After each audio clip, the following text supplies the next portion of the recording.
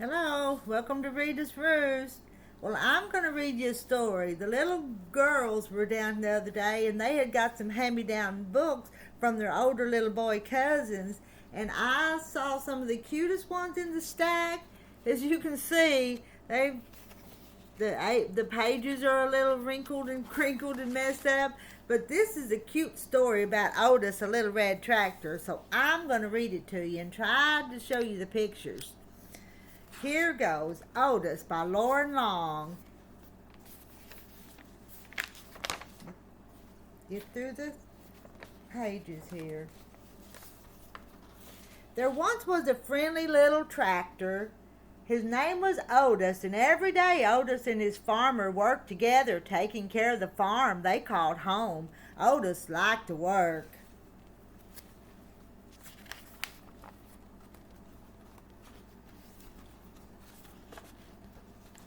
On occasion, he would chase a rabbit or play ring around the rosy with the ducks to the sound of his steady put puff puttity chuff. And sometimes at the end of the day, he would just sit under the apple tree and watch the farm below. Every night, tired but happy, Otis would put puff into the little stall in the barn that was all his.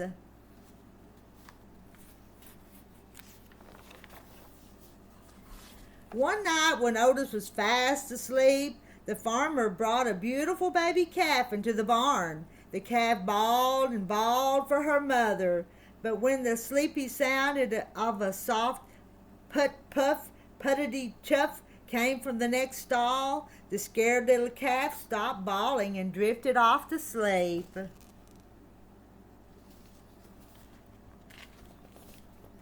From that day on, the calf started following the little tractor wherever he went. Put, puff, puttity chuff. She followed him over the rolling hills and down by the mud pond. She was right behind him, leapfrogging bales of hay. And the calf made their games of ring around the rosy all the better. Sometimes at the end of the day, the two of them would just sit together under the apple tree and watch the farm below. Otis loved his little calf, and the little calf loved Otis.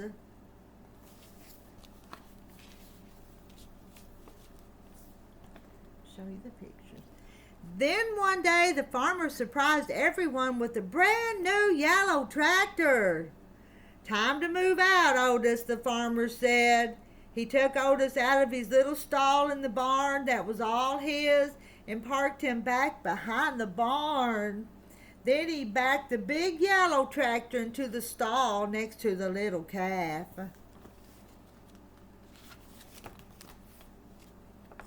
But the little calf didn't like the big yellow tractor. He had a deep rumbling snore that shook the stall when he slept.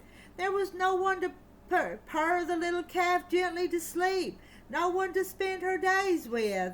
And Otis could not even see the farm as the weeds began to cover his tires. His friend often sat with him, but she could not get him to play like the old days. Oh, the weeds are growing up around the tractor, and there's the little calf.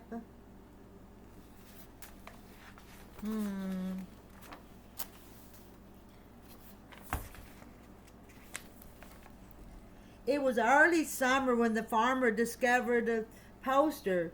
"Who was the prettiest calf in the land? Judges will decide at the county fair and award a fancy blue ribbon to the winner." The farmer knew the answer. He would show his little calf.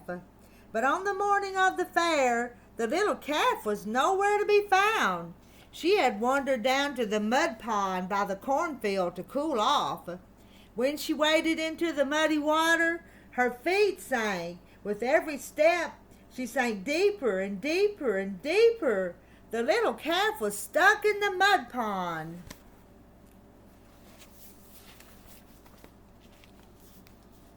"Get the hands," the farmer shouted. When he saw her, all the farm hands came running with their ropes. but the more they tugged, the more stuck the calf got.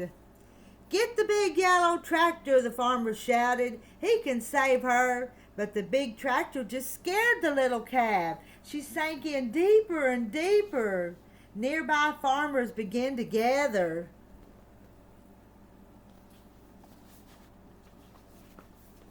Then call Fire Chief Douglas and the fire truck," the farmer shouted. "They can save our little calf."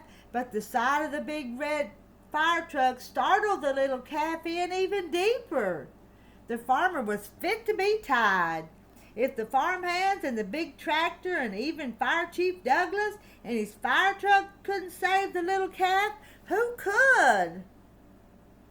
Ah, poor little calf. Suddenly, the little calf's ears perked up. Over the hum of the growing crowd, there came a faint sound in the distance, a soft, rhythmic purr, put, puff, puttity chuff. The crowd turned and looked. The sound became louder, put, puff, puttity chuff. And all at once, Otis puffed around the barn. He turned and headed straight toward the mud pond.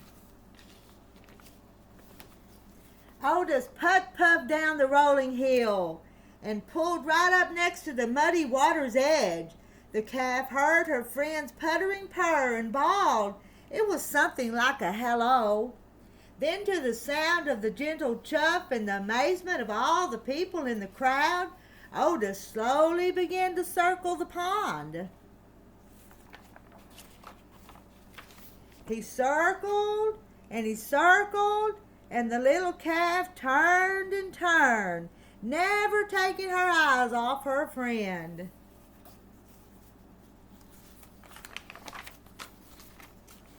With each ring Otis made around the mud pond, the muddy grip loosened until the calf was able to stumble out of the pond on her own. The two friends had found each other again.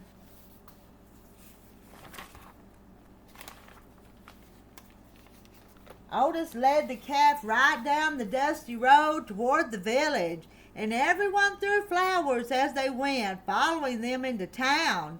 It looked like a happy parade. No one needed a fancy blue ribbon to tell them that the calf was a special calf.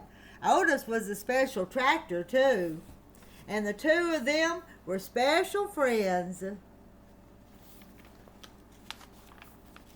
From that day on, the farmer discovered that with Otis's puttering purr beside the chicken coop, his chickens laid more eggs.